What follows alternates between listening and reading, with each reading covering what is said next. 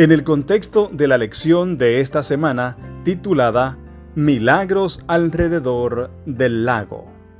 En esta ocasión, estudiaremos rechazo y aceptación. Leamos Marcos el capítulo 1, los versos del 1 al 6. ¿Por qué Jesús fue rechazado por la gente de su propio pueblo? Marcos capítulo 6, los versos del 1 al 6 dice: Salió Jesús de allí y vino a su tierra, y le seguían sus discípulos. Y llegado el día de reposo, comenzó a enseñar en la sinagoga. Y muchos oyéndole se admiraban y decían: ¿De dónde tiene estas cosas? ¿Y qué sabiduría es esta que le es dada, y estos milagros que por sus manos son hechos? ¿No es este el carpintero, hijo de María, hermano de Jacobo, de José, de Judas y de Simón? ¿No están también aquí con nosotros sus hermanas? Y se escandalizaban de él. Mas Jesús les decía: No hay profeta sin honra, sino en su propia tierra, y entre sus parientes y en su casa. Y no pudo hacer allí ningún milagro, salvo que sanó a unos pocos enfermos, poniendo sobre ellos las manos. Y estaba asombrado de la incredulidad de ellos. Y recorría las aldeas de alrededor enseñando. Suele ocurrir que cuando un habitante de un pueblo pequeño se vuelve popular, sus conciudadanos le brindan toda su atención cuando está de visita. No así en Nazaret. Estaban ofendidos y sorprendidos por el éxito de Jesús como maestro y sanador. Su paso de ser un obrero manual a un maestro les resultaba difícil de aceptar.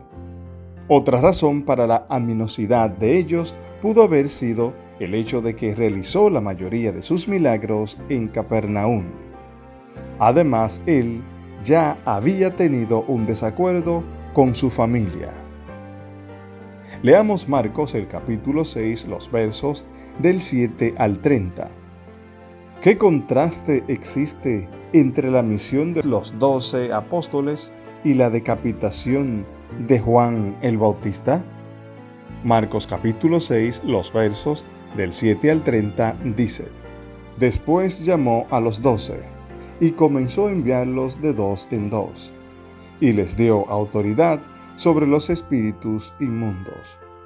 Y les mandó que no llevasen nada para el camino, sino solamente bordón, ni alforja, ni pan, ni dinero en el cinto, sino que calzasen sandalias, y no vistiesen 2 túnicas. Y les dijo: Dondequiera que entréis en una casa, posad en ella hasta que salgáis de aquel lugar. Y si en algún lugar no os recibieren ni os oyeren, salid de allí y sacudid el polvo que está debajo de vuestros pies para testimonio a ellos. De cierto os digo que el día del juicio será más tolerable el castigo para los de Sodoma y Gomorra que para aquella ciudad. Y saliendo, predicaban que los hombres se arrepintiesen, y echaban fuera muchos demonios, y ungían con aceite a muchos enfermos, y los sanaban. Oyó el rey Herodes la fama de Jesús, porque su nombre se había hecho notorio. Y dijo: Juan el Bautista ha resucitado de los muertos, y por eso actúan en él estos poderes. Otros decían: es Elías. Y otros decían: es un profeta o alguno de los profetas.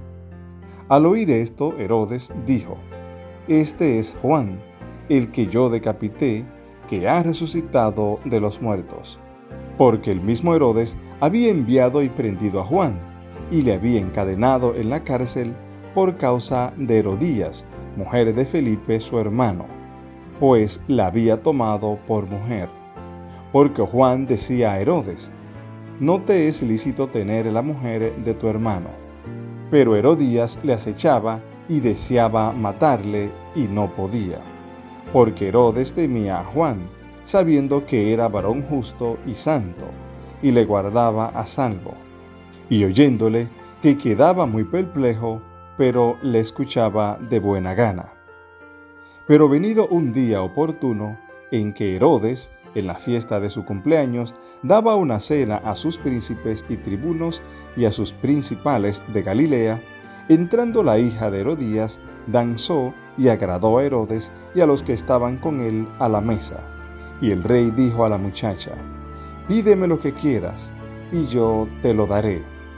Y le juró: «Todo lo que me pidas te daré, hasta la mitad de mi reino».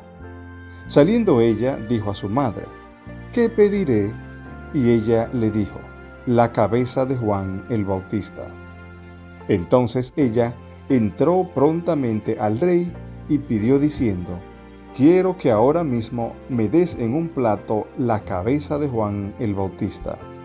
Y el rey se entristeció mucho, pero a causa del juramento y de los que estaban con él a la mesa, no quiso desecharla.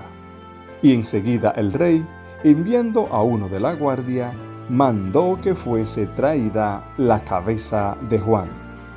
El guarda fue, le decapitó en la cárcel y trajo su cabeza en un plato y la dio a la muchacha, y la muchacha la dio a su madre.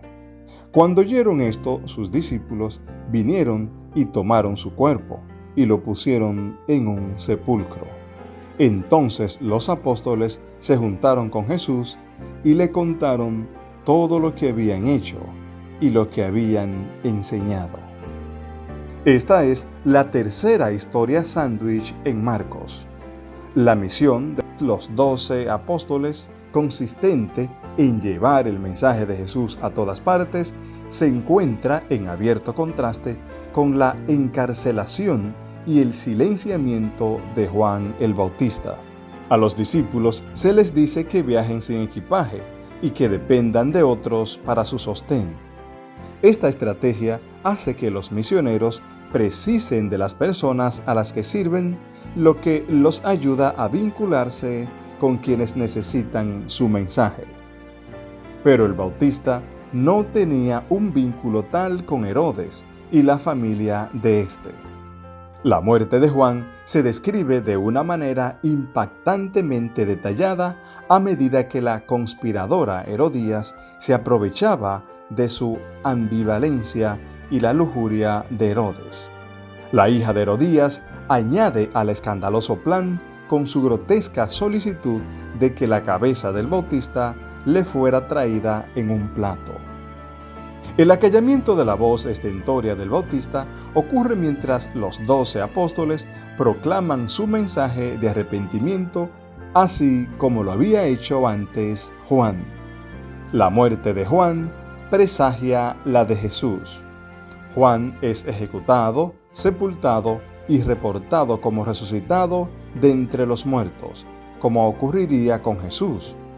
Estas historias paralelas apuntan a una futura crisis para Jesús y sus seguidores. Para finalizar, ¿has sido alguna vez rechazado como lo fue Jesús? ¿O tuviste que pasar por alguna crisis difícil de entender? ¿Qué aprendiste de esas experiencias que podría ayudarte la próxima vez que algo así suceda? Dios te bendiga.